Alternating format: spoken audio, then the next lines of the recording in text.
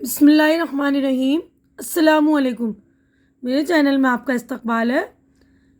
آج کی یہ ویڈیو ہماری 7ویں کلاس کی 7ویں جماعت کی کتاب ہے، یہ بال بھارتی۔ اس کا آج ہم کریں گے چیپٹر نمبر 24، سبق نمبر 24 ہے سفر نامہ بمبئی۔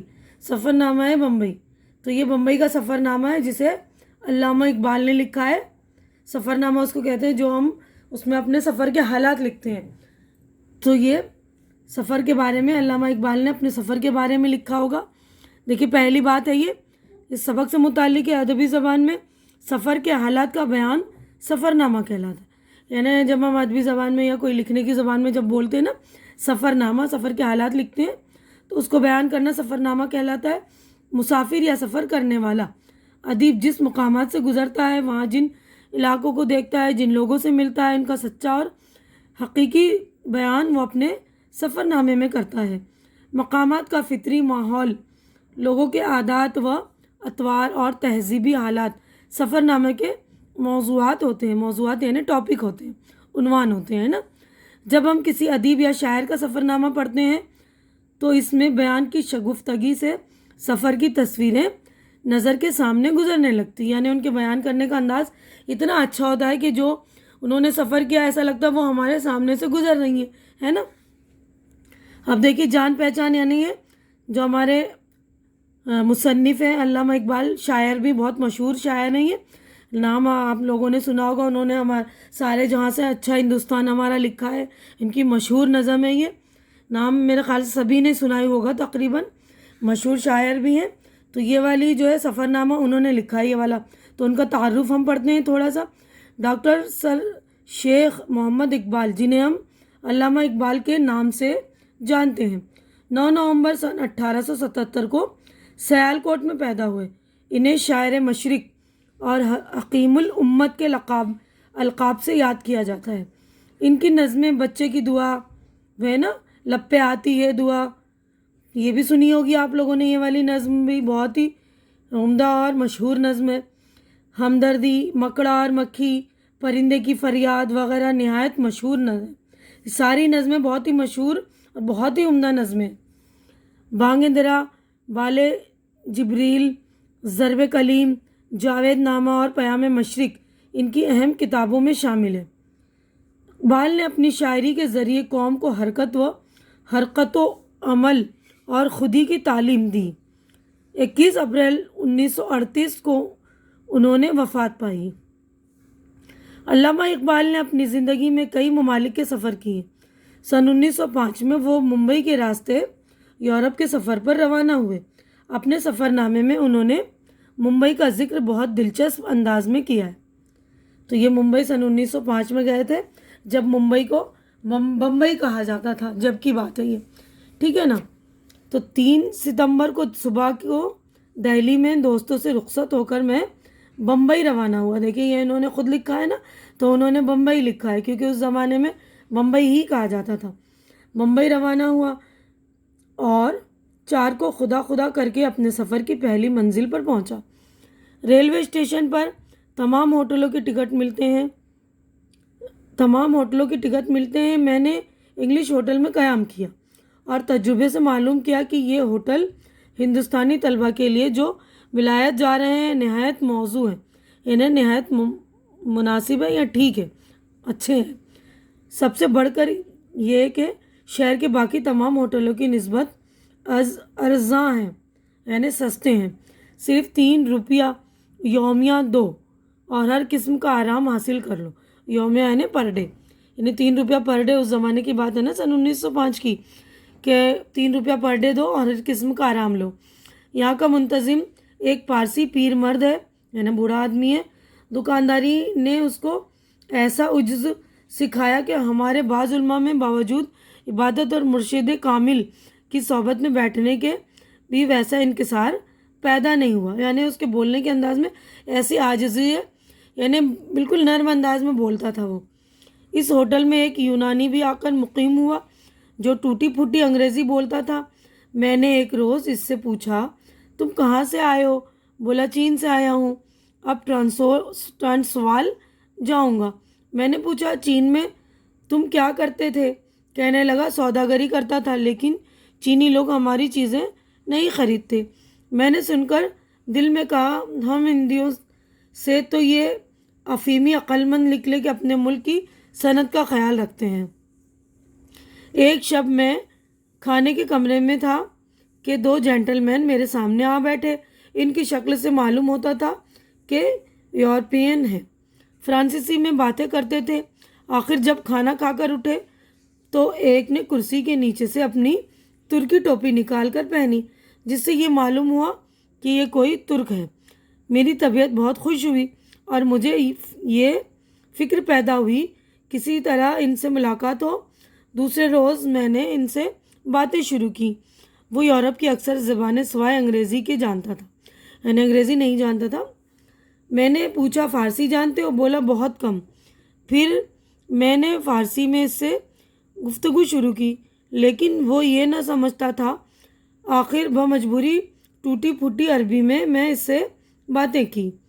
ایک روز سر شام میں اور یہ ترک جینٹل مین بمبئی کا اسلامیہ مدرسہ دیکھنے چلے گئے۔ وہاں اسکول کے گراؤنڈ میں مسلمان طلبہ، دیکھیے نیکسٹ صفحے پر ہے، مسلمان طلبہ کرکٹ کھیل رہے تھے۔ ہم نے ان میں سے ایک کو بلایا اور اسکول سے متعلق بہت سی باتیں اس سے دریافت کی۔ میں نے اس طالب علم سے پوچھا کہ انجمن اس اسکول کو کالج کیوں نہیں بنا دیتی؟ اس نے جواب دیا اس کے علاوہ اور اچھے اچھے کالج بمبئی میں موجود ہیں، جیسی تعلیم ان میں ہوتی ہے ویسی سر دشت ہم یہاں ابھی نہیں دے سکتے۔ یہ جواب سن کر میں بہت خوش ہوا۔ میرا خیال تھا کہ بمبئی جیسے شہر میں مسلمان کا کالج ضرور ہوگا، کیونکہ یہاں کے مسلمان تمول میں کسی اور قوم سے پیچھے نہیں ہیں، یعنی دولت میں کسی اور قوم سے پیچھے نہیں ہے نا، دولت مند ہے۔ لیکن یہاں کر معلوم ہوا کہ تمول کے ساتھ ان میں عقل بھی ہے، یعنی مسلمان قوم دولت مند تو ہے، ان کے ساتھ عقل مند بھی ہے۔ غرض یہ کہ بمبئی خدا اسے آباد رکھے عجیب شہر ہے۔ بازار کشادہ یعنی چوڑے ہیں، ہر طرف پختہ سربہ فلک عمارتیں یعنی کہ اونچی اونچی عمارتیں، آسمان کو چھوتی ہوئی عمارتیں۔ پختہ یعنی کہ پکی اور اونچی اونچی عمارتیں ہیں، یعنی اونچی اونچی بلڈنگز ہیں کہ دیکھنے والے کی نگاہ ان سے خیرہ ہوتی ہے۔ بازاروں میں گاڑیوں کی آمد و رفت اس قدر ہے کہ پیدل چلنا محال ہو جاتا ہے، یعنی پیدل چلنا مشکل ہو جاتا ہے، اتنی گاڑیاں ہیں۔ یہاں ہر چیز مل سکتی ہے۔ یورپ امریکہ کے کارخانوں کی کوئی چیز طلب کرو فوراً ملے گی، البتہ ایک چیز ایسی ہے جو اس شہر میں نہیں مل سکتی، یعنی فراغت یعنی آرام، سکون، ٹھیک ہے نا۔ یہاں پارسیوں کی آبادی 80-90 ہزار کے قریب ہے، مگر ایسا معلوم ہوتا ہے کہ تمام شہر ہی پارسیوں کا ہے۔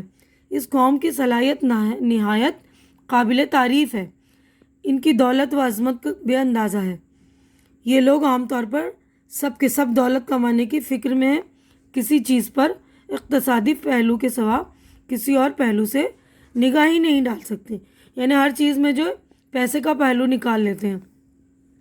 علاوہ اس کے نہ کوئی ان کی زبان ہے، نہ ان کا کوئی لٹریچر، یعنی نہ کوئی ان کا ادب ہے، نہ کوئی ان کی زبان ہے۔ اور ترا یہ کہ فارسی کو نفرت اور حقارت کی نگاہ سے دیکھتے ہیں۔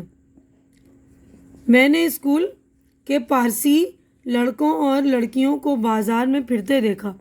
ان کی خوبصورت آنکھیں 80% کے حساب سے اینک پوش تھیں، یعنی سب چشمے لگائے ہوئے تھے۔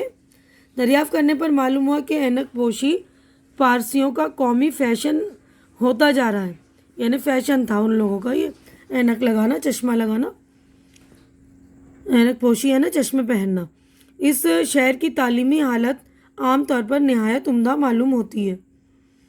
ہمارے ہوٹل کا حجام ہندوستان کی تاریخ کے بڑے بڑے واقعات جانتا تھا، گجراتی کے اخبار ہر روز پڑھتا تھا اور جاپان اور روس کی لڑائی سے پورا باخبر تھا، یعنی پوری نالج تھی اس کو۔ دادا بھائی کا نام بڑی عزت سے لیتا تھا، دادا بھائی نوروجی تھے نا جو، ان کا نام عزت سے لیتا تھا۔ میں نے ان سے پوچھا، کیونکہ وہ بھی پارسی تھے نا، میں نے اس سے پوچھا نوروجی انگلستان میں کیا کرتے ہیں؟ بولا حجور کالوں کے لیے لڑتے ہیں۔ تو دیکھیں یہاں پر حجور جیم سے لکھا ہوا ہے نا، ان کے بولنے کے انداز میں بولا ہے انہوں نے۔ تو اسی طرح انہوں نے سفر نامہ جو لکھا ہے، تو ہم سفر نامہ پڑھ رہے ہیں تو ہمیں لگ رہا ہے نا کہ ہمارے سامنے سے واقعہ گزر رہا ہے۔ ہوٹل کے نیچے مسلمان دکاندار ہیں، میں نے دیکھا وہ ہر روز گجراتی اخبار پڑھتے تھے۔ میں نے ایک روز ان سے پوچھا تم اردو پڑھ سکتے ہو؟ کہنے لگے نہیں سمجھ سکتے ہیں، پڑھنا نہیں جانتے۔ میں نے پوچھا جب مولوی تمہارا نکاح پڑھاتا ہے تو کون سی زبان بولتا ہے؟ مسکرا کر بولا اردو یہاں ہر کوئی سمجھ سکتا ہے اور ٹوٹی پھوٹی بول بھی لیتا ہے۔ ہمارا ہوٹل کا سیٹ، وہی ہوٹل والا پیر مرد، کبھی ہندوستان نہیں گیا مگر اردو خاصی بول لیتا تھا۔ میں بمبئی یعنی باب لندن کی کیفیت دیکھ کر حیران ہوا۔ باب لندن یعنی کہ گیٹ وے آف انڈیا، آپ لوگوں نے دیکھا ہی ہوگا ابھی، تو اس کی حالت جو دیکھ کر وہ بہت حیران ہوئے۔ خدا جانے لندن کیسا ہوگا، یعنی انہوں نے کہا کہ گیٹ وے آف انڈیا جو بمبئی میں یہاں پر انہوں نے بنایا ہے، تو اللہ جانے وہ لندن کیسا ہوگا جس کا دروازہ ایسا عظیم الشان ہے۔ 7 ستمبر کو 6 بجے ہم وکٹوریا ڈاک پر پہنچے۔ ڈاک یعنی وہ کہتے ہیں جہاں سے سمندری جو ہے شپس وغیرہ چلتی ہیں نا، پانی میں چلنے والی جو جہاز وہاں سے نکلتے ہیں۔ ڈاک پر پہنچے جہاں مختلف کمپنیوں کے جہاز کھڑے تھے۔ اللہ اکبر، یہاں کی دنیا ہی نرالی ہے۔ کئی طرح کے جہاز اور سینکڑوں کشتیاں ڈاک میں کھڑی تھی ہیں۔ لکھا دیکھیے ڈاک الف سے، لیکن ڈاک پڑھتے ہیں انگلش لفظ ہے یہ۔ کھڑی ہیں اور مسافر سے کہہ رہی ہیں کہ سمندر کی وسعت سے نہ ڈر۔ وسعت یعنی اس کی جو لمبائی چوڑائی ہے اس سے نہ ڈر، خدا نے چاہا تو ہم تجھے صحیح و سلامت منزل مقصود پر پہنچا دیں گے۔ یعنی اتنی بڑی بڑی کشتیاں جو تھیں نا، اتنی بڑے بڑے سمندر میں پھیلی ہوئی تھی، تو ان کے انداز سے ایسا لگ رہا تھا وہ کہہ رہی ہیں کہ ڈرو نہیں، اتنا لمبا سمندر دیکھ کر خدا نے چاہا تو ہم تمہیں جو ہے اپنے منزل پر آسانی سے پہنچا دیں گے، تمہیں صحیح سلامت ہے نا۔ خیر، طبی معائنے کے بعد میں اپنے جہاز پر سوار ہوا۔ بہت سے لوگ بھی جہاز پر سوار ہوئے۔ ان کے دوستوں اور رشتہ داروں کا ہجوم ڈاک پر تھا۔ کوئی 3 بجے جہاز نے حرکت کی اور ہم اپنے دوستوں کو سلام کہتے اور رومال ہلاتے ہوئے سمندر پر چلے گئے، یہاں تک کہ موجیں ادھر ادھر سے آ کر ہمارے جہاز کو چومنے لگیں۔ تو دیکھیے یہیں پر ہمارا چیپٹر ہو گیا کمپلیٹ۔ تو ہم اپنی ویڈیو بھی یہیں پر کمپلیٹ کر رہے ہیں کیونکہ کافی بڑی ویڈیو ہو گئی ہے۔ امید کرتی ہوں کہ آپ لوگوں کو میری یہ ویڈیو اچھی لگ رہی ہوگی۔ اچھی لگ رہی تو اسے لائک کیجیے، زیادہ سے زیادہ شیئر کیجیے۔ شیئر زیادہ سے زیادہ اس لیے کیجیے کہ بچوں لوگ کے پاس، اب یہ لاک ڈاؤن کا وقت چل رہا ہے نا، تو بہت سارے بچوں کے پاس کتابیں نہیں ہوں گی یا کتابیں نہیں خریدی ہوں گی، خرید نہیں پائے ہوں گے وہ لوگ، تو اپنے بھائی بہنوں کو، کزنس کو اور اپنے فرینڈز وغیرہ کو یہ میری ویڈیو پہنچائیے تاکہ ان کی بھی ہیلپ ہو سکے، اور میرے چینل کو سبسکرائب کر کے میری بھی ہیلپ کیجیے۔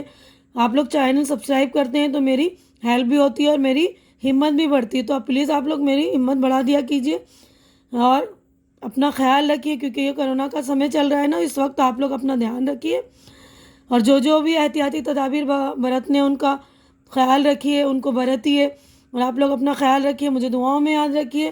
ہماری اگلی ملاقات اگلی ویڈیو میں ہوگی کیونکہ ہم اگلی ویڈیوز میں مشق وغیرہ، سوال جواب وغیرہ کریں گے، تو آپ لوگ وہ بھی ویڈیو دیکھیے گا۔ اگلی ویڈیو تک کے لیے اللہ حافظ۔